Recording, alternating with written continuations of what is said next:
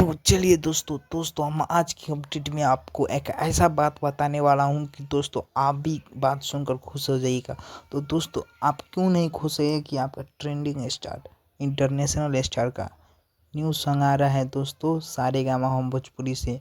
दोस्तों यह सॉन्ग बहुत ही सुपर डुपर आएगा। दोस्तों यह सॉन्ग 23 जून को रिलीज होगा। तो दोस्तों हम बात करें गाने का, तो दोस्तों गाना बहुत ही सुपर डुपर है।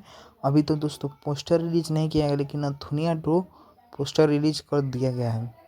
दोस्तों नथुनिया गाना तो 500 मिलियन व्यूज ले गया है 3 ही साल में, और 52 करोड़ लाइक। दोस्तों यह भी सॉन्ग बहुत ही सुपर डुपर आने वाला है। नथुनिया सॉन्ग का तो राइटर थे कृष्ण बेदर्दी, जो कृष्ण बेदर्दी के हाथ से लिखा हुआ गाना था।